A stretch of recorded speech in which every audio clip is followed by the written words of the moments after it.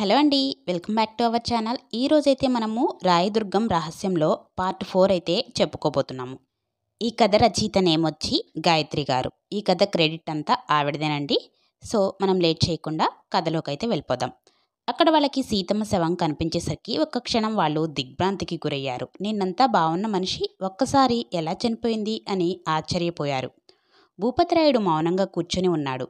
గౌరీ సీతమ్మ ముందు కూర్చొని గట్టిగా ఏడుస్తూ ఉంది. తన ఫ్రెండ్స్ సముదాయిస్తూ ఉన్నారు. తోటికోడలు లక్ష్మి కూడా ఏడుస్తూ కూర్చుంది. నంజుండారాయుడు ఇంకా చంద్ర కూడా అక్కడ బాధపడుతూ కూర్చున్నారు. సీనయ్య అక్కడ కనిపించలేదు. రాఘవ వాళ్ళు కూడా శవం దగ్గరికి వెళ్ళి చూశారు. ఏడుస్తున్న గౌరీని చూసి చాలా బాధపడ్డాడు రాఘవ. అక్కడే పక్కన కూర్చుని ఉన్న లతని పిలిచాడు రాఘవ. లత రాఘవ దగ్గరికి వచ్చింది. నరేష్ ఇంకా వసంత్ కూడా వచ్చారు. కొంచెం పక్కకి వెళ్ళి అసలు ఏం జరిగింది లత, సీతమ్మ గారు ఎలా చనిపోయారు అని అడిగాడు రాఘవ. నాకు కూడా తెలియదు రాఘవ. మార్నింగ్ ఇంకా మేము లేవనే లేదు. సడన్గా లక్ష్మి అంటే గట్టిగా అరిచారు. ఏమైంది అని బయటికి వెళ్ళి చూస్తే హాల్లో సీతమ్మ ఉరివేసుకుని చనిపోయి కనిపించింది. గౌరీ వాళ్ళ నాన్నగారు ఇంకా చంద్ర వాళ్ళ నాన్నగారు ఇద్దరు కలిసి బాడీని కిందికి దించారు అని వివరించింది లత. నైట్ ఇంట్లో ఏమైనా గొడవ జరిగిందా అని అడిగాడు రాఘవ. గొడవ జరగలేదు. అసలు నేను పడుకున్న వెంటనే నిద్ర పట్టేసింది. మధ్యలో ఎప్పుడూ మెలకువ రాలేదు. ఇంట్లో ఏ సౌండ్ కూడా వినిపించలేదు అంది లత. సరే అందరూ పదండి, నేను ఒక 5 నిమిషాల్లో వస్తాను అన్నాడు రాఘవ. అందరూ గౌరీ దగ్గరికి వెళ్లారు. ఊరిలో అందరికీ తెలిసింది. భూపతి ఇల్లు కాబట్టి జనం ఎక్కువగా చేరుకున్నారు. కొంతమంది భూపతి చంపేశాడేమో, ముందే అతనికి సీతమ్మ అంటే పడదు అని చెవులు కొరుక్కుంటున్నారు. ఇంకొంతమంది భూపతి నాయుడు పెట్టే హింస భరించలేక ఉరివేసుకుందేమో అనుకున్నారు. కొద్దిసేపు తర్వాత రాఘవ కూడా గౌరీ దగ్గరికి వచ్చి కూర్చొని ధైర్యం చెప్పాడు. భూపతి బంధువులు ఇంకా సీతమ్మ బంధువులు కూడా వచ్చారు. భూపతికి ధైర్యం చెప్పి గౌరీని ఓదార్చారు. సీనయ్య ఇంకా ఆశ కూడా వచ్చారు. సీనయ్య వచ్చింది చూసిన నంజుండరాయుడు, ఒరే సీనయ్య, సొరసేన స్వామివారిని పిలుచుకొని రారా అన్నాడు. అలాగే అయ్యగారు అంటూ వెళ్తున్నాడు సీనయ్య. కానీ అప్పటికే సొరసేన స్వామి స్వయంగా వచ్చారు. ఒక పూలహారాన్ని తెచ్చి సీతమ్మ పార్థివ శరీరానికి వేశారు. కొద్దిసేపు అక్కడే మౌనంగా నిలబడ్డాడు.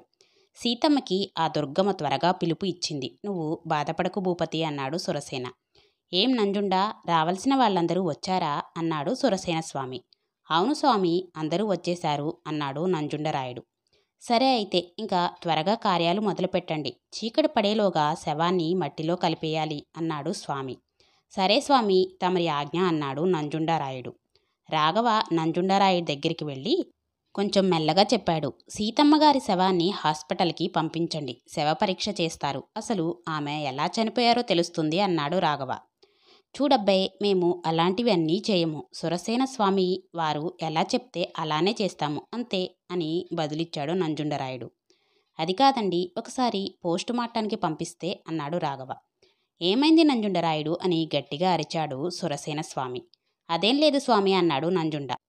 తర్వాత రాఘవని చూస్తూ నువ్విక్కడి నుంచి వెళ్ళు, ఈ విషయంలో కలగ చేసుకోవద్దు అన్నాడు నంజుండ. రాఘవ సైలెంట్గా వెళ్ళి కూర్చున్నాడు. తర్వాత కార్యాలు మొదలుపెట్టారు. ఇంటి దగ్గర జరగాల్సిన శాస్త్రములు ముగిసింది. ఇంకా శ్మశానం వైపు వెళ్ళాలి అంతే. సీతమ్మ శవాన్ని మోసేవాళ్లు ముందుకొచ్చారు. అప్పటి వరకు సైలెంట్గా కూర్చున్న రాఘవ లేచాడు. భూపతిరాయుడి దగ్గరికి నేరుగా వెళ్ళాడు. చూడండి, సీతమ్మ గారి శవాన్ని హాస్పిటల్కి పంపించాలి. అప్పుడు అసలు ఆవిడ ఎలా చనిపోయారో తెలుస్తుంది అన్నాడు రాఘవ. చూడు బాబు, మాకు ఇది తెలియాల్సిన అవసరం లేదు. నువ్వు వెళ్ళు ఇక్కడి నుంచి అన్నాడు భూపతి. లేదు, నేను శ్మశానానికి తీసుకువెళ్ళనివ్వను అని అడ్డుగా నిలబడ్డాడు రాఘవ.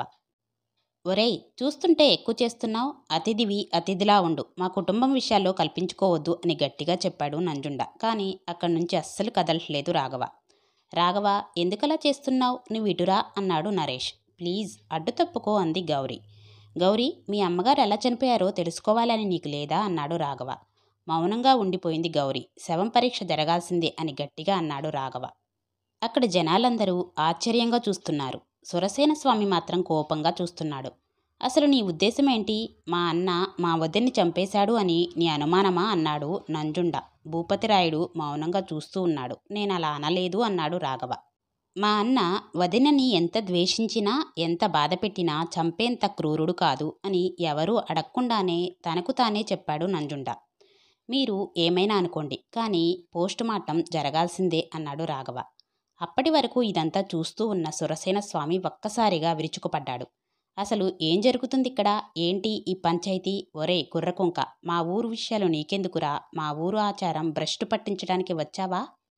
మా ఊరి ఆచారాలు భంగం చేస్తే నేను క్షమించను. అయినా ఇప్పటికే నీ స్నేహితుడు కనిపించట్లేదంట. ఇంకా బుద్ధి రాలేదా నీకు? మీరందరూ పట్నం నుంచి వచ్చినప్పటినుంచి మిమ్మల్ని అంతా గమనిస్తూ ఉన్నాను. నువ్వొక్కడివే ఊరంతా తిరుగుతూ ఉన్నావు. అసలు మీరు వచ్చినప్పటి నుంచి రాయదుర్గంలో ప్రశాంతత లేకపోయింది. వెంటనే అందరు ఇక్కడి నుంచి వెళ్ళిపోండి అన్నాడు సురసేన. కానీ రాఘవ నిలబడ్డ చోటు నుంచి ఇంచు కూడా కదలట్లేదు. రేయ్ రాఘవ, వచ్చేరా అన్నాడు వసంత్. అడ్డు తప్పుకో రాఘవ, గొడవలు వద్దు ప్లీజ్ అంది గౌరీ. అసలు ఎవరి మాట పట్టించుకోవట్లేదు రాఘవ. సురసేన స్వామికి కోపం ఎక్కువైంది. నువ్వు మాటలతో చెప్తే వినవురా అంటూ వెళ్ళి రాఘవ షర్ట్ కాలర్ పట్టుకున్నాడు సురసేన స్వామి. అప్పుడే ఊరిలో ఉన్నట్టుండి పోలీస్ జీప్ సౌండ్ వచ్చింది. భూపతి ఇంటి ముందుకు ఒక పోలీస్ జీప్ వచ్చి నిలబడింది. జీప్ నుంచి నలుగురు పోలీస్ ఆఫీసర్లు దిగి పరిగెత్తుకుంటూ సురసేన స్వామి వైపుకు వచ్చారు. సురసేన రాఘవ షర్ట్ కాలర్ని అలానే పట్టుకుని వచ్చిన పోలీసుల్ని చూస్తూ ఉన్నాడు. జీప్ దిగి వచ్చిన పోలీసులు వాళ్ళ ముందు నిలబడి సెల్యూట్ చేసి అలానే నిలబడ్డారు. సెల్యూట్ చేసింది చాలు, చేతులు దించండి, లాక్కొని వెళ్ళండి ఈ పాపిని అన్నాడు సురసేన స్వామి. కానీ ఆ పోలీసులు చేతులు దించలేదు, అదే పొజిషన్లో నిలబడ్డారు. చుట్టూ నిలబడిన ప్రజలు, భూపతిరాయుడి కుటుంబం, ఇంకా గౌరీ స్నేహితులు అవాక్కయి ఆశ్చర్యంగా నోరు తెరుచుకొని అలానే చూస్తూ ఉన్నారు. నిజానికి ఆ సెల్యూట్ చేసింది సురసేన స్వామికి కాదు, రాఘవకి. తన షర్ట్ కాలర్ పట్టుకున్న చేతుల్ని గట్టిగా లాగేశాడు రాఘవ. చేతులని దించమని వచ్చిన పోలీసులకి సైగ చేశాడు రాఘవ.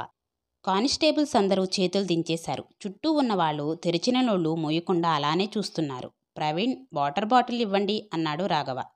జీప్లో ఉన్న వాటర్ బాటిల్ తీసుకొచ్చి ఇచ్చాడు కానిస్టేబుల్ ప్రవీణ్. అప్పటికే ఒక అంబులెన్స్ కూడా వచ్చి భూపతి ఇంటి ముందు నిలబడింది. వాటర్ బాటిల్ తీసుకుని మొహాన్ని కడుక్కున్నాడు రాఘవ. సీనయ్య పక్కనే నిలబడిన ఒక కానిస్టేబుల్ దగ్గరికి మెల్లగా వెళ్ళి, ఎవరు సార్ ఆయన అని అడిగాడు. ఆయన రాయదుర్గం రహస్యం ఛేదించడానికి వచ్చిన ఐపీఎస్ ఆఫీసర్ అని చెప్పాడు ఆ కానిస్టేబుల్. డెడ్ బాడీని అంబులెన్స్ ఎక్కించి పోస్టుమార్టానికి పంపండి అన్నాడు రాఘవ. ఎస్ సార్ అని ఇంకోసారి సెల్యూట్ చేశారు కానిస్టేబుల్స్. ఇప్పుడు అసలైన ఆట మొదలైంది, సిద్ధంగా ఉండండి అందరూ, ఏ ఒక్కడిని వదిలిపెట్టను అంటూ అందరి వైపు తన వేలు చూపిస్తూ హెచ్చరించాడు రాఘవ. చుట్టూ ఉన్న అందరి మొహాల్లో చెమటలు వచ్చింది. ఇంక నేను చెప్పేంత వరకు ఊరు దాటి ఎవరూ బయటికి వెళ్ళకూడదు అంటూ తన చేతిలో ఉన్న వాటర్ బాటిల్ గట్టిగా విసిరికొట్టి వెళ్ళి జీప్లో కూర్చొని లెట్స్ గో అన్నాడు రాఘవ. అలా జీపెక్కిన రాఘవ నేరుగా రాయదుర్గం పోలీస్ స్టేషన్ దగ్గరికి వచ్చాడు.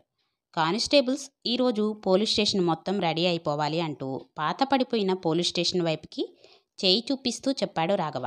ఎస్ సార్ అన్నారు కానిస్టేబుల్స్. ప్రవీణ్, జీప్ తీ, సీతమ్మ చేర్పించిన హాస్పిటల్ దగ్గరికి వెళ్ళాలి అన్నాడు రాఘవ. సరే సార్ అంటూ జీప్ స్టార్ట్ చేశాడు కానిస్టేబుల్ ప్రవీణ్. ఇంకోవైపు భూపతిరాయుడి ఇంటి దగ్గరికి చేరిన ప్రజలు ఇంకా బంధువులు ఒక్కొక్కరిగా వెళ్ళిపోయారు. సురసేన స్వామి కూడా వెళ్ళిపోయాడు. భూపతి ఇంటి సభ్యులు బయటనే కూర్చుండిపోయారు. సాయంత్రం 5 గంటల సమయానికి అంబులెన్స్ మళ్లీ వచ్చింది. పోస్టుమార్టం అయిన సీతమ్మ డెడ్ బాడీని భూపతిరాయుడు వాళ్ళకి అప్పగించింది. భూపతి కుటుంబం ఇంకా గౌరీ స్నేహితులు మాత్రమే శ్మశానానికి తీసుకువెళ్లి అంతిమ సంస్కారాలు నెరవేర్చారు. రాఘవ కూడా శవ సంస్కారం జరిగే వరకు అక్కడే నిలబడ్డాడు. సంస్కారం తర్వాత అందరూ శ్మశానం నుంచి ఇంటివైపు అడుగులు వేశారు. కానీ అక్కడే నిలబడి ఉన్న రాఘవ వైపు ఎవ్వరూ తిరిగి చూడలేదు. రాఘవ కూడా అక్కడి నుంచి పోలీస్ స్టేషన్ వైపు వెళ్ళిపోయాడు. పోలీస్ స్టేషన్ మొత్తం క్లీన్ చేసి రెడీ చేశారు కానిస్టేబుల్స్. కానిస్టేబుల్స్, ఈ రోజుకి అందరూ ఇక్కడే రెస్ట్ తీసుకోండి అని చెప్పాడు రాఘవ. సార్, మరి మీరు అన్నాడు ప్రవీణ్. నేను ఇక్కడే పడుకుంటాను, ఇంకా ఎక్కడికి వెళ్ళలేము అన్నాడు రాఘవ. గౌరీ ఇంట్లో చాలా మౌనంగా ఉంది. గౌరీ, అసలు నీ స్నేహితుడు అంటూ వచ్చిందెవరు? అసలు తను మీ ఆఫీస్లో పనిచేస్తాడా? నిజం చెప్పు అని అడిగాడు నంజుండరాయుడు.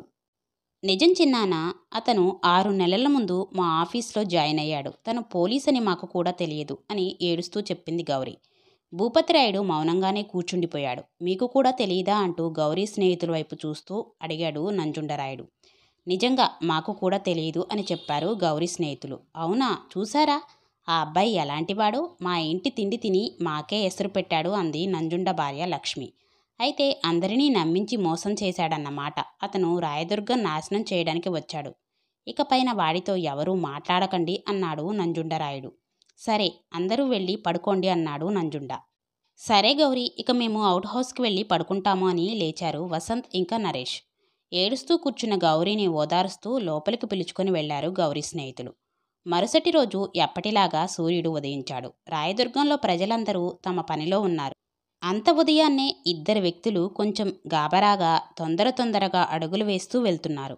అలా వెళ్తూ ఎదురుగా వచ్చిన రైతు రంగయ్యని ఢీకొట్టి పడిపోయారు. కింద పడిపోయిన వాళ్లను చూసిన రైతు రంగయ్య, ఏంట్రా సీనయ్య, ఇంత ఉదయాన్నే మొగుడు పెళ్ళాలు ఇద్దరు ఎక్కడికి వెళ్తున్నారు అని అడిగాడు రంగయ్య.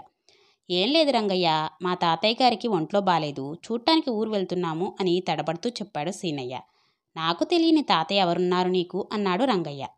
అది మా తాతయ్య కాదు, నా పెళ్ళాం ఆశ వాళ్ళ తాతయ్యలే అంటూ తొందరగా అక్కడి నుంచి రాయదుర్గం బస్టాండ్ వైపుకు అడుగులు వేశారు సీనయ్య ఇంకా అతని భార్య. రాయదుర్గం బస్టాప్లో సీనయ్య ఇంకా అతని భార్య ఆశ బస్ కోసం చూస్తూ చాలాసేపు నిలబడిపోయారు.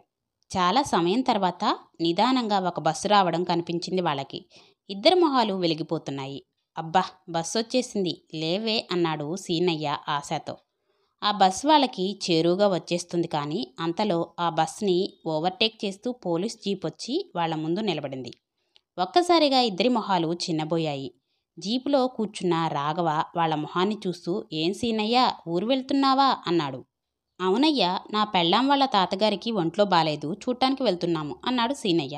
అయ్యో పాపం, ఒంట్లో బాలేదా, సరే రండి నేను దిగబెడతాను అన్నాడు రాఘవ. అయ్యో మీకెందుకు శ్రమ, మేం వెళ్తాంలే, పర్లేదు అన్నాడు సీనయ్య.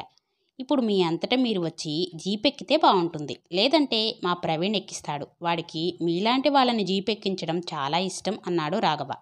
ఒకరి మొహం ఒకరు చూసుకుంటున్నారు సీనయ్య ఇంకా ఆశ. ప్రవీణ్ అన్నాడు రాఘవ. సీనయ్య ఇంకా ఆశ ఇద్దరూ టక్కుమని జీప్లో కూర్చున్నారు. జీప్ స్టార్ట్ చేశాడు ప్రవీణ్. ప్రవీణ్, ఇక్కడ జనాలు నాకు అసలు భయపడడం లేదురా అన్నాడు రాఘవ. ఎందుకు సార్ అలా అంటున్నారు అన్నాడు ప్రవీణ్. ఈ సీనయ్యనే చూడరా, నేను చెప్తే అసలు జీప్ ఎక్కలేదు, నీ పేరు చెప్పగానే ఎక్కేశాడు. కాలం మారిపోయిందిరా అన్నాడు రాఘవ. సీనయ్యను ఇంకా ఆశను పోలీస్ స్టేషన్కి తీసుకెళ్లారు. పోలీస్ స్టేషన్ లోపలికి వెళ్ళగానే నాకేం తెలియదయ్యా, నన్ను వదిలేయండి అన్నాడు సీనయ్య. ఒరేయ్, నేను ఇంకా ఏమీ అడగలేదు కదరా అన్నాడు రాఘవ. ప్రవీణ్ సీనయ్యని లాకప్లో వేయి, ఆశని స్టేషన్ లోపల కూర్చోపెట్టు అన్నాడు రాఘవ. సీనయ్యని లాకప్లో వేశారు ప్రవీణ్. రాఘవ లాకప్ దగ్గరికి వెళ్ళి, చూడు సీనయ్య, మేమంతా వెళ్ళి కాఫీ తాగేసి వస్తాము, ఈలోపు అసలు నీకేం తెలుసు అంతా గుర్తు చేసుకుని రెడీగా ఉండు, నేనొచ్చాక నాకు చెప్పు, లేదు నేను చెప్పేదే లేదు, ప్రవీణ్తోనే చెప్తానంటే నీ ఇష్టం, కానీ మా ఇద్దరిలో ఎవరికో ఒకరికి చెప్పాల్సిందే అంటూ కాఫీ తాగడానికి బయటికి వెళ్లారు పోలీసులు. అందరూ స్టేషన్ నుంచి బయటికి వచ్చాక, సార్, సీనయ్య ఏం చేశాడు సార్, సీతమ్మని వాడే చంపాడా అని అడిగాడు ప్రవీణ్. నాకేం తెలుసురా వాడు ఏం చేశాడు అని, ఏదో ఊరు వెళ్తున్నాడు అని తెలిసి పట్టుకొని వచ్చాను అంతే, వాడేం చేశాడు అని ఇద్దరం కలిసి తెలుసుకుందాంరా అంటూ స్టేషన్ కిటికీ దగ్గరికి ప్రవీణ్ కూడా తీసుకొని వెళ్ళాడు రాఘవ. అందరూ స్టేషన్ నుంచి వెళ్ళిపోయారు అనుకుని ఆశ సీనయ్య దగ్గరికి వెళ్ళింది. ఏంటయ్యా, ఆ నగల గురించి చెప్పేస్తావా అంది ఆశ. లేదులేవే, నాకేం తెలియదు అని చెప్తాను అన్నాడు సీనయ్య. వాళ్ళు కొట్టినా కొంచెం ఓర్చుకో, నగల గురించి అస్సలు చెప్పొద్దు అంది ఆశ. సర్లేవే, నువ్వు వెళ్ళి కూర్చో అన్నాడు సీనయ్య. కాఫీ తాగి వచ్చిన కానిస్టేబుల్ వెంటనే రాఘవ ఇంకా ప్రవీణ్ కూడా వచ్చారు. అందరూ స్టేషన్ లోపలికి వెళ్లారు. రాఘవ ఒక లాఠీ చేతిలోకి తీసుకుని సీనయ్య దగ్గరికి వెళ్ళాడు. ఏం సీనయ్య, ఇప్పుడు నీకు తెలిసిన విషయాలు మొత్తం త్వరగా చెప్పు అన్నాడు రాఘవ. నాకు ఏ విషయం తెలియదు అన్నాడు సీనయ్య. నేను నిన్ను బ్రతిమిలాడే టైం నాకు లేదురా, ఏప్రిల్ 30 లాస్ట్ డేట్ అంట, ఈలోపు ముగించేయాలి, త్వరగా చెప్పు అన్నాడు రాఘవ. మీరేం మాట్లాడుతున్నారో నాకు అర్థం కావట్లేదు అయ్యా అన్నాడు సీనయ్య. సరేరా, నేను 2 ప్రశ్నలు అడుగుతాను, రెండింటికి సమాధానం చెప్తే ఊరు వెళ్ళిపోవచ్చు అన్నాడు రాఘవ. సరే అడగండి అన్నాడు సీనయ్య. సో ఫ్రెండ్స్, విన్నారు కదా, ఈరోజు స్టోరీ అయితే ఇక్కడితో ఎండ్ అవుతుందనమాట. దీని తర్వాత ఎపిసోడు నెక్స్ట్ డే నేను పోస్ట్ చేయడానికి ట్రై చేస్తాను. నెక్స్ట్ పార్ట్ కోసం వెయిట్ చేస్తారని ఆశిస్తూ, అదేవిధంగా ఈ స్టోరీ నచ్చినట్లయితే లైక్ ఇచ్చి మీ ఫ్రెండ్స్, మీ రిలేటివ్స్కి షేర్ చేయండి. కొత్తగా ఎవరైనా నా ఛానల్ని చూస్తూ ఉంటే సబ్స్క్రైబ్ చేసుకొని సపోర్ట్ చేస్తారని ఆశిస్తున్నాను. Okay, bye.